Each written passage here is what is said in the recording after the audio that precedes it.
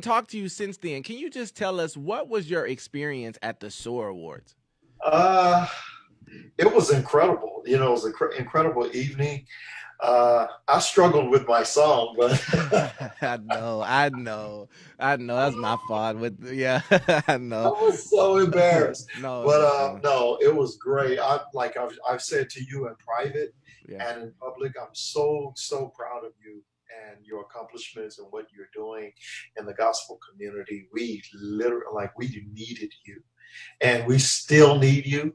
So be sure you stay on the wall. Don't give up, no matter how hard it gets. You hear me? yes, sir. Yes, sir. I appreciate it. Well, listen, this has been, if we're just, this has been, we're talking about the pandemic, but we know this has been a year for you.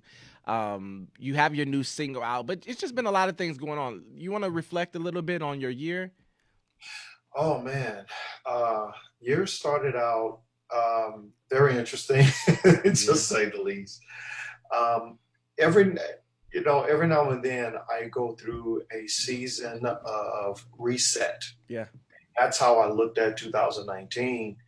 Um, God was kind of resetting some things in my life, repositioning some things, not doing away with relationships that I built, but adding to me. Yeah.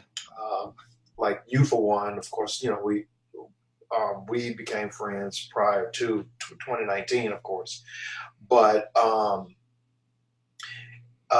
even relationships that were not necessarily suitable for you in that season, Yeah. um, I had to learn how to renegotiate those relationships, Yeah. kind of like prioritize things. And sometimes people get offended about that, Yeah, for sure. but not that they're bad people. It's just a new season in your life, and God is kind of moving some things around, adding, subtracting, and all that stuff. And people who really know your heart and your spirit and love you will understand that. And so 2019 was that year for me. Um, and even, well, toward the end of 2019, I lost my daughter, my only daughter, at 15 years old. Yeah. The night before, she and I was binging on Netflix and cuddled up on the sofa, eating popcorn and just watching this show she wanted to show me called Raising Dion. Yeah. And we spent time, hours, going through every single episode in the season. And it got pretty late, and I sent her to bed, and she kissed me and said good night. And I said, "Okay, I'll see you in the morning." And she didn't respond. And she went to bed. The next morning, my wife got up to take her to school, and she wasn't downstairs like she normally is. Yeah. And Heidi went upstairs to her room to be sure that she wasn't going to be late, and saw her in bed, Mm. just lying in bed. And when she pulled the blanket off of her, she realized that something was wrong. Yeah. And I called 911. I heard her screaming, my wife screaming. I jumped up and ran out of the room and found uh, my wife had my daughter on the floor doing CPR. And I ran in the room, got my phone, and called 911. And then the rest Yeah. story kind of like happened the way it happened. That was the most 2019 was the most difficult year of my entire life. Yeah. And still, I mean, we buried Mary only maybe 5 months ago, Yeah. and it's been very difficult for Yeah. me. And the only girl, Yeah.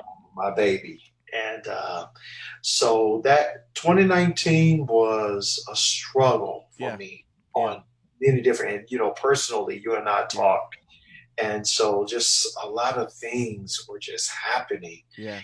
Didn't understand it.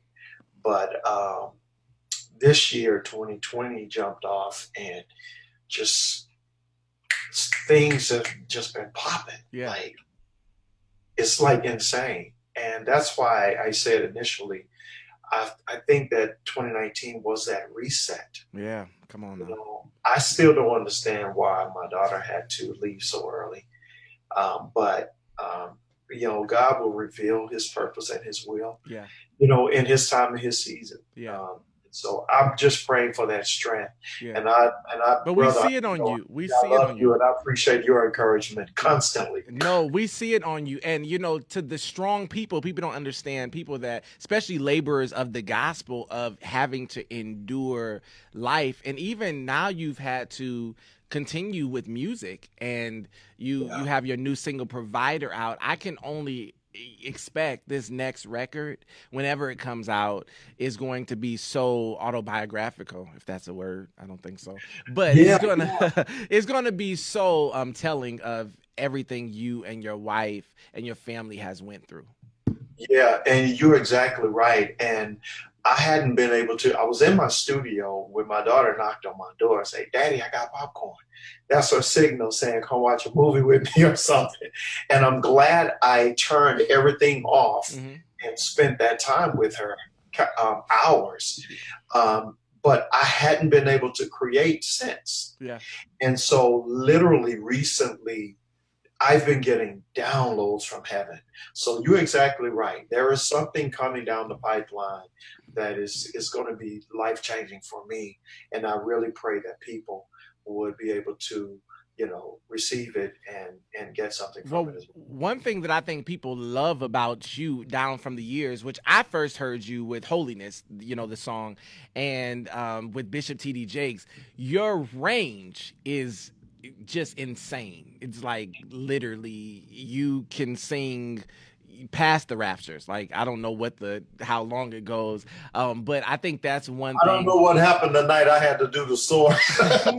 No, it wasn't just you. Let me just go on record for saying there was, yeah, but I'm listen, we're gonna make it up to you. We're gonna make it up to you. I promise you, we're gonna make it up to you. We're gonna talk after air. We're gonna make it up to you. Especially because I have something planned. So we'll talk about that off air. But listen, before you go, can you tell the people what's next? We've been bumping Provider for a while. We love it's a feel-good record, got like that reggae type of sound. Is the rest of the project kind of like that? What can we expect? When is it coming?